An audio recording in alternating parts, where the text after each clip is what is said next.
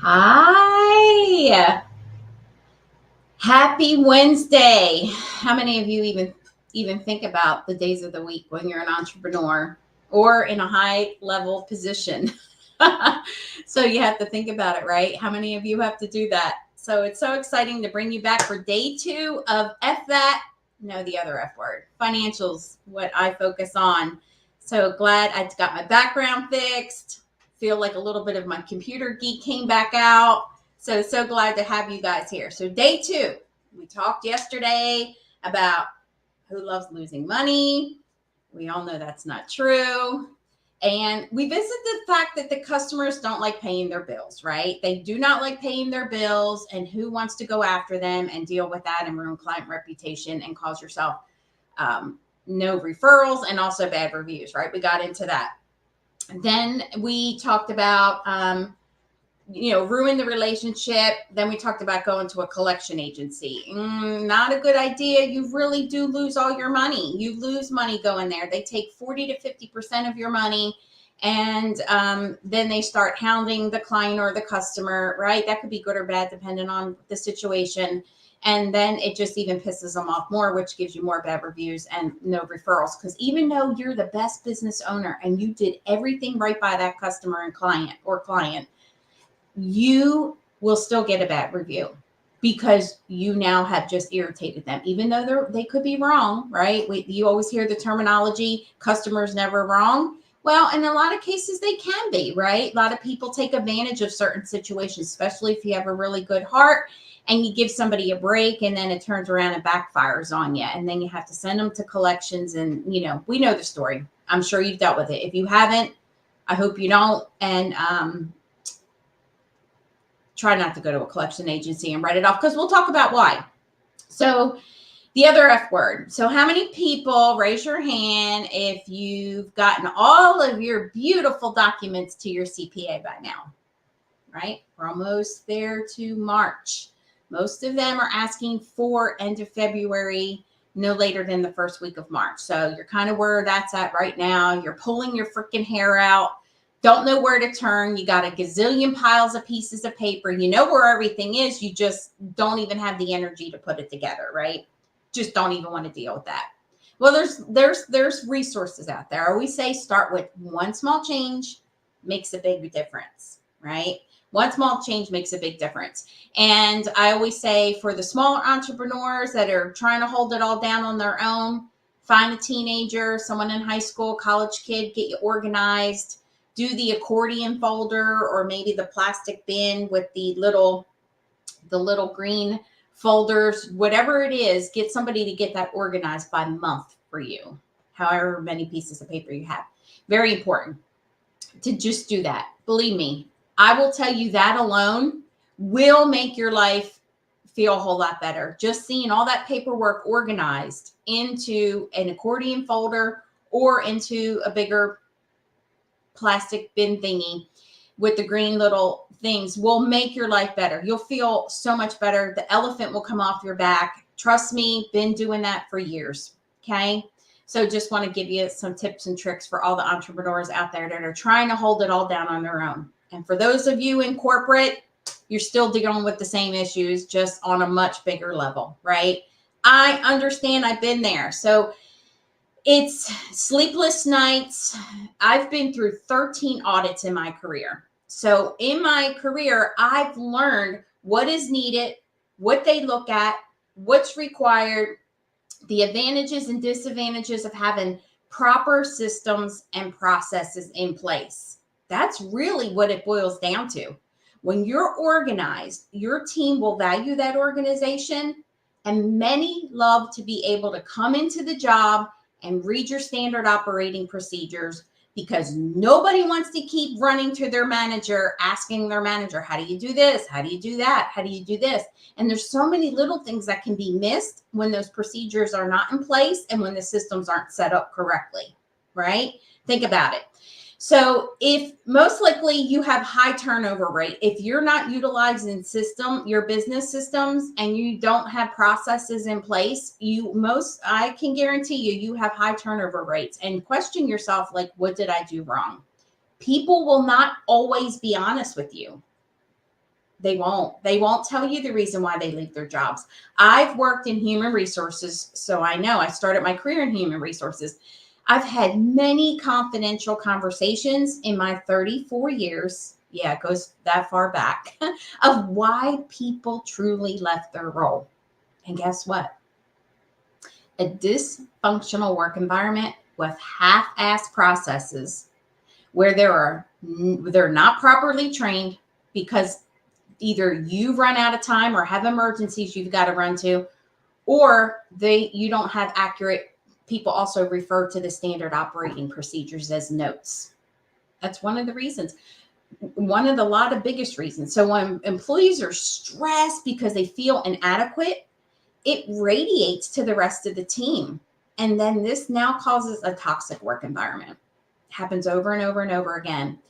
Again, I'm here to give you the secrets of what you aren't being told. Now, you may be told, but you're like, well, who do I go to even help me do all this? Like, this is a lot of stuff. Well, that's what I have been blessed with, learning all this. It's just amazing. There are more people out there like me. We're here to help you. We don't want to sit in a Fortune 500 company and make the money that we can make to make them richer. We're here to help the little guys, right? Or, small to mid-sized companies. But I also love to help bigger companies, bigger mom and pop companies become profitable too. So I am here to help whoever needs me. And that's where it boils down to. So correcting all of that information, as I mentioned, it gives you more money. That's the peace of mind, that happiness, and that radiates to your families, to the community, and positively impacts the economy. That is my mindset. As I mentioned yesterday in my first video, I live by the pay it forward method. If you haven't seen that movie, it's 23 years old and it's a well-valued movie. Your children can see it. It is hard at the end, but it's a very impactful movie that makes you think small changes make big differences. Think of that. This isn't a pipe dream of what I do. This has been my reality for 34 years. Yes, it's why I'm here wanting to help you and not working for 6 figures, living the life of great luxury with all of my knowledge. Yeah, I could do that. I've done that. I don't want to do that. My mindset is if I can help one company do what I've done in my career path, imagine what I can do being out here as a consultant, helping much more, give my knowledge, share my secrets, share my processes, give my playbooks, whatever I can do to make life a whole lot easier. You hiring this level of experience would probably take you about 5 to 6 people. And now, again, like I said yesterday, I didn't finish my college degree. Let me give you a little bit of, let's get into a little bit of information about myself. So I look at it like this. I was gifted with the ability to retain the level of information that I have. I also was fortunate to be referred by others into the positions that I held in corporate America.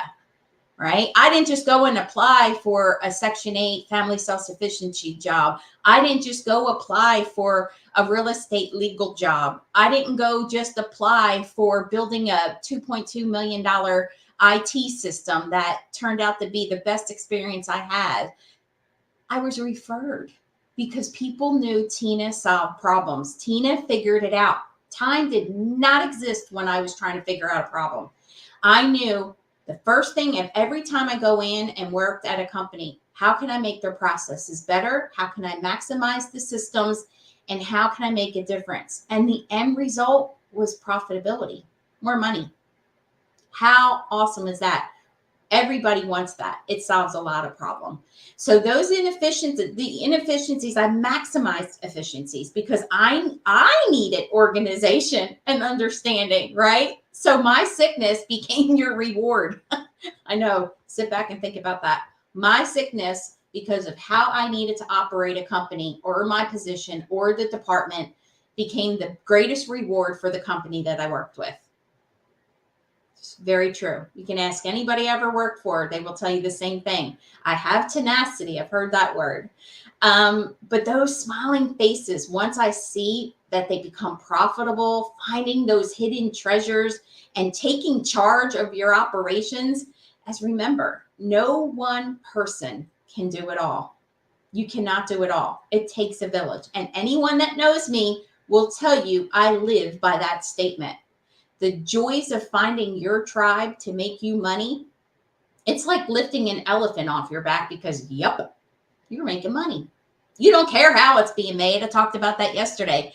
No entrepreneur or high executive, CEO, CFO, senior VP cares about how you do it. They just need it fixed and they need it resolved. And that's where you bring in people like me.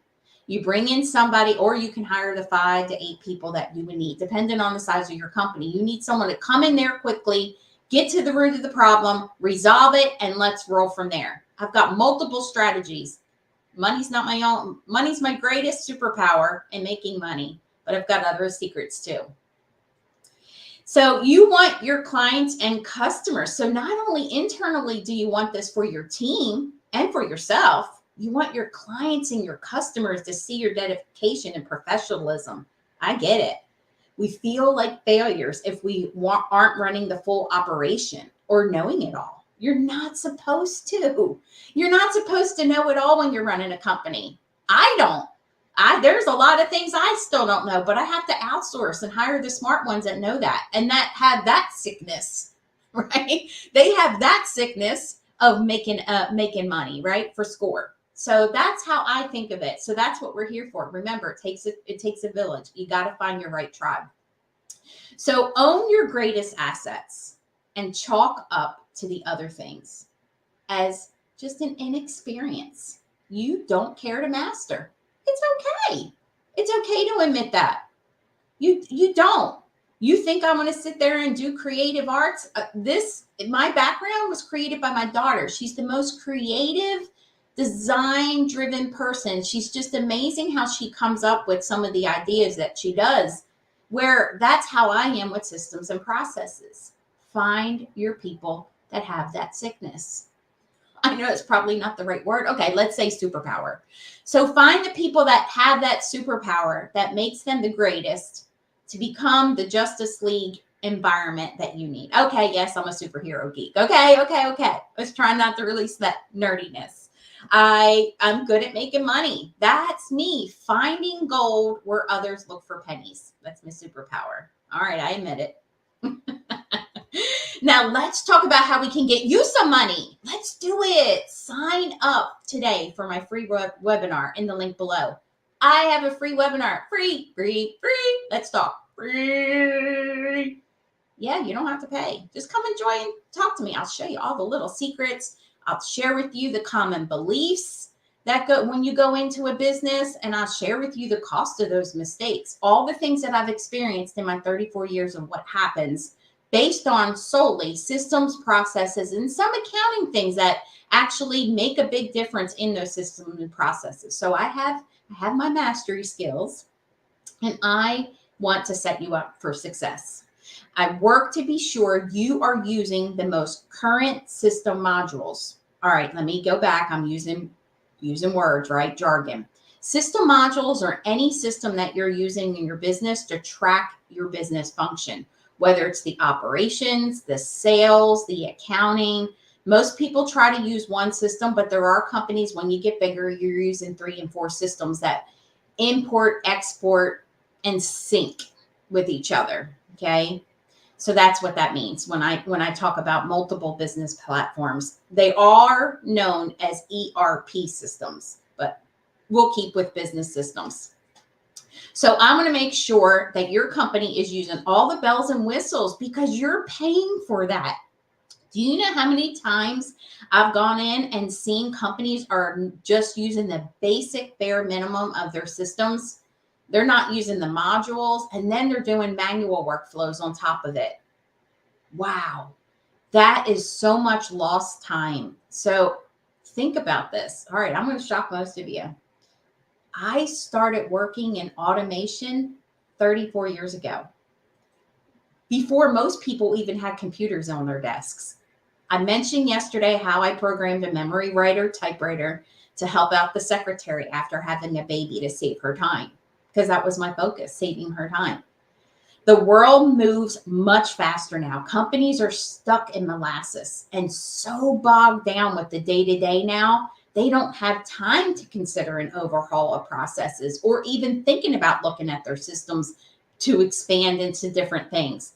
This is why I am of great value. I take all of that off your shoulders and I grab those bulls by the freaking horn and I live in the quicksand with you until we successfully eliminate the problem, not making enough money. So thank you, and check in tomorrow because I do have more secrets. And again, free webinar. I'm looking forward to you joining me to share my secrets and my playbook ideas on what has made me successful in my career path that now allows me to bring this to you as a consultant and serve more businesses. I look forward to meeting you, and thank you for joining my the other F word, financials series. Have a good one. Till tomorrow.